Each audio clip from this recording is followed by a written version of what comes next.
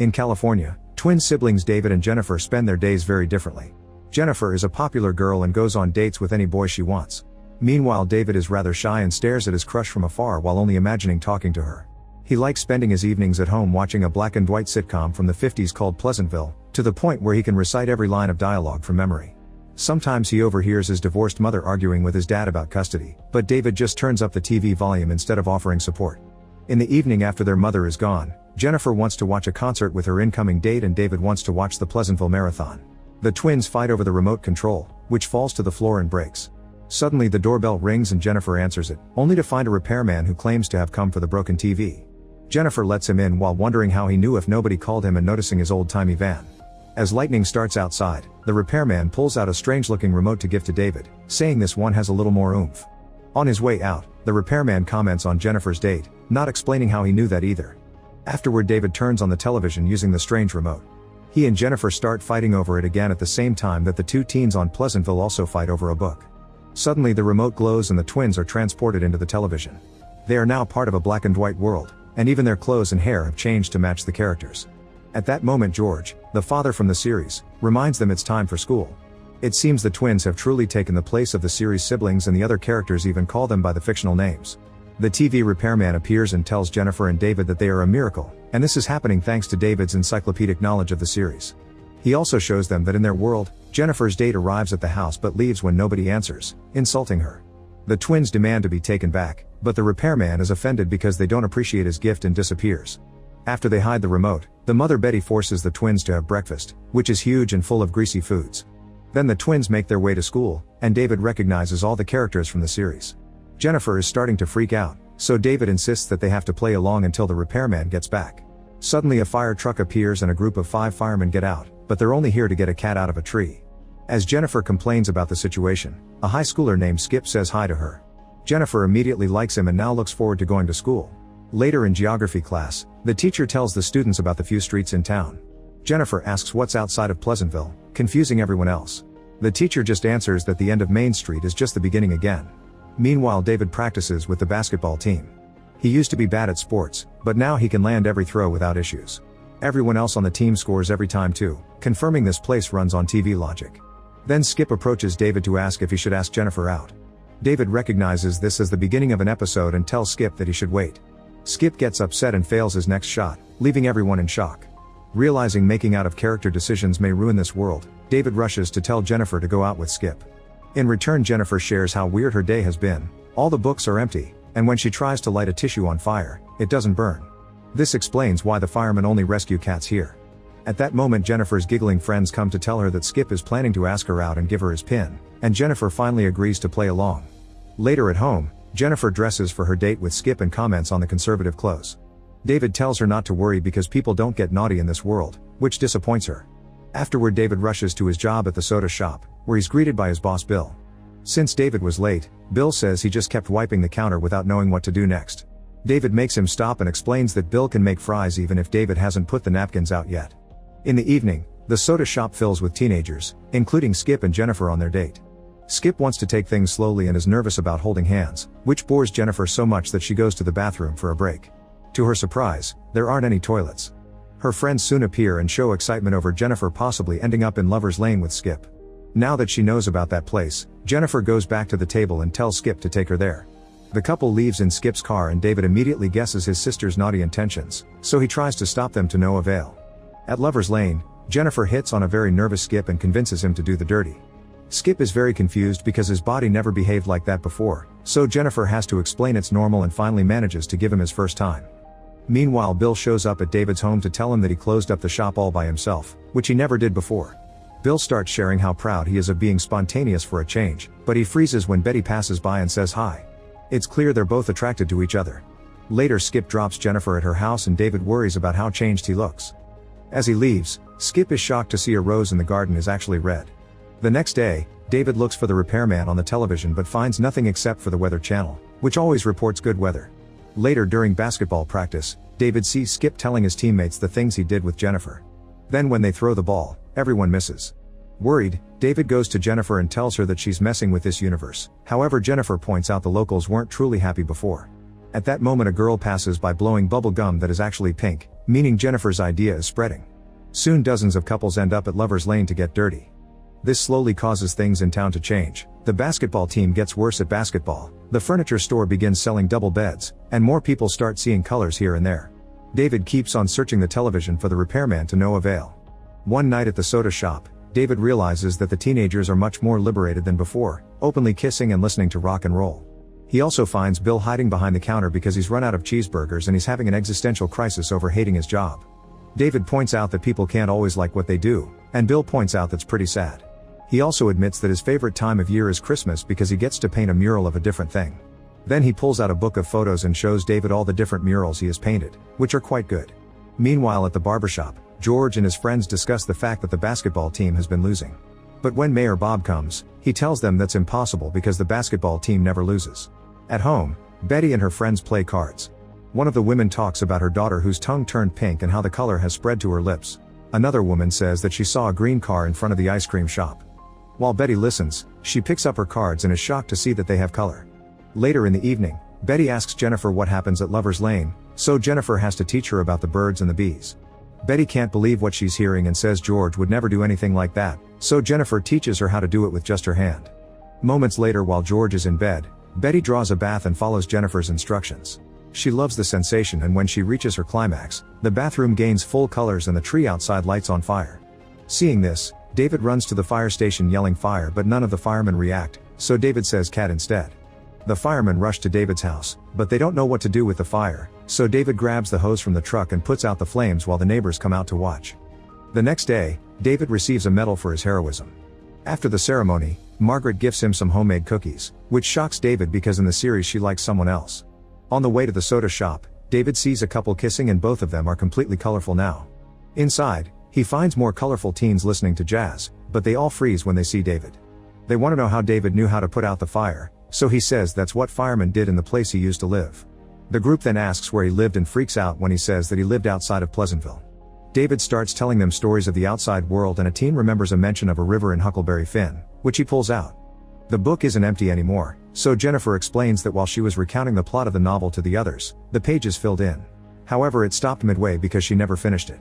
The teens ask David to tell them how the novel ends, and when he does so, the other pages fill in too. Excited, the teens bring out more books and David fills them all. Soon long lines of teenagers are at the library, wanting to check out more books. The men at the barbershop start to worry about all these changes in their traditions. Bob doesn't like where things are going either, so he visits George to rant about things like double beds and people quitting their jobs. Then Bob invites him to become a member of the Pleasantville Chamber of Commerce, and George happily agrees. To celebrate, George calls Betty to prepare some snacks, yet she doesn't show up. David offers to search for her and finds her crying at the kitchen sink because she's become colorful.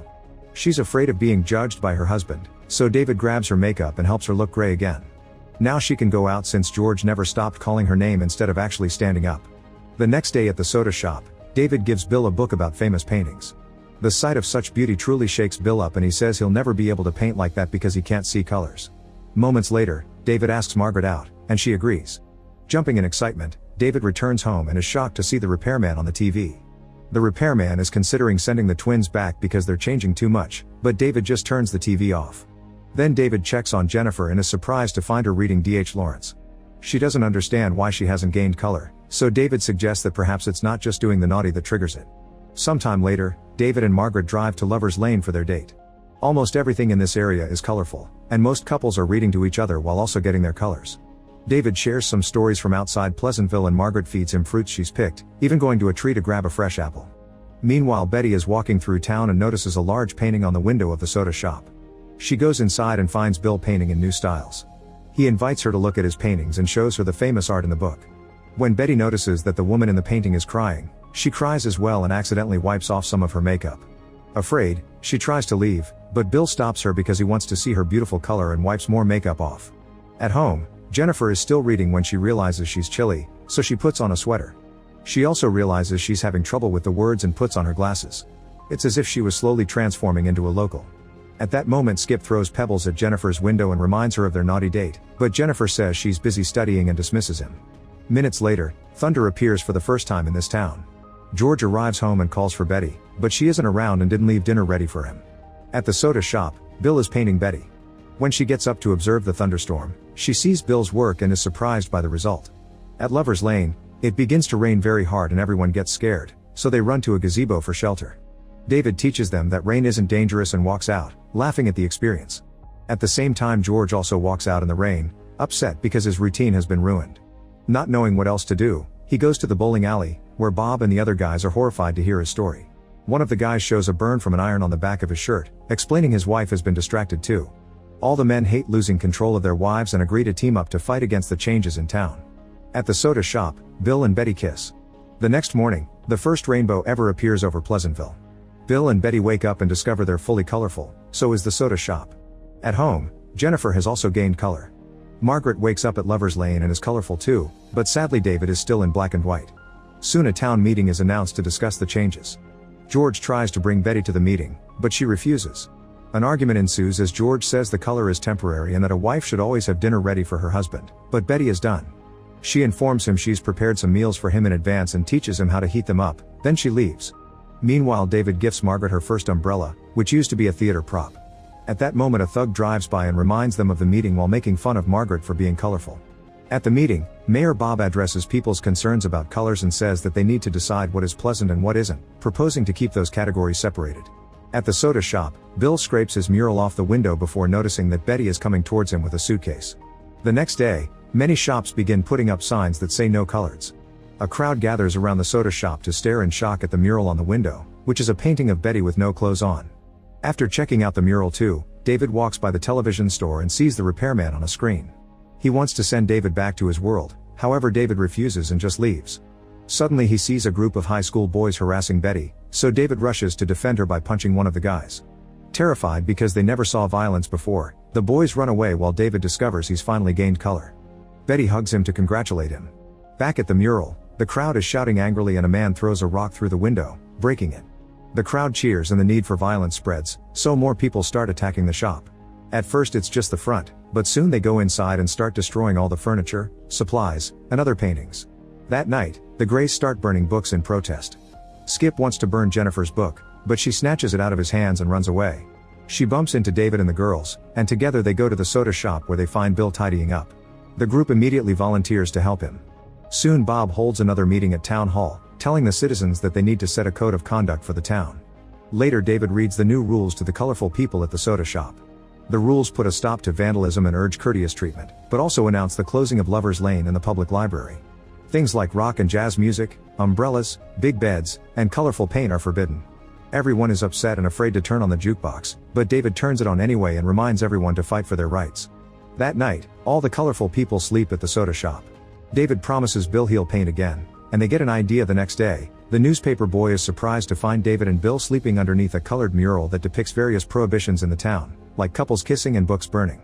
A crowd soon forms to voice their disapproval, causing David and Bill to get arrested. Sometime later, George visits David in jail while eating cocktail olives right from the jar.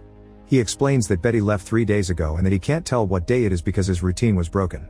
George wonders what went wrong and David says nothing, it's just that people change. At David and Bill's trial, they are charged with the intentional use of prohibited paint colors. David asks for a lawyer, but Bob says they aren't using one to keep things pleasant. Furious, David starts a speech about the important things in life, pointing out that there's no difference between the black and white people and the colorful people. David asks George if he misses something else besides the cleaning and cooking, making him look at his wife. Crying, George stares at Betty and admits she looks the most beautiful he ever saw her, causing him to gain color. As David continues to talk about the importance of expressing feelings, other people in the courthouse turn colorful as well. Bob gets angry, but David just taunts him until he snaps and gains color too. Everyone gasps and Betty gives David a mirror so Bob can face the truth. As a horrified Bob runs away, a person tells everyone in the courtroom to come out. The crowd rushes to the street and are pleasantly surprised to see the whole town is now full of bright colors. After Margaret kisses David, he wanders to the television store and sees they're finally showing images of the outside world, also in color. Later, Jennifer tells David that she's going to stay in this world for a while, hoping she can go to college here. David promises to come back and check on her soon, then they hug. After Jennifer leaves on a bus, David goes home and Margaret asks him to never forget about her while giving him a sandwich. Betty gifts him a cardigan and says she's proud of him. Then the women watch David use the remote to finally go back to his world. Back in his living room, the Pleasantville Marathon is about to start, but David turns the TV off and goes to check on his mom, who is crying in the kitchen. She shares her worries and David offers some advice, shocking her with how smart he's become. In Pleasantville, life is now colorful and changeable. Betty and George sit on a bench discussing their future and Bill soon joins them. Make sure to subscribe and turn on notifications so you can watch more videos like this. Thanks for watching.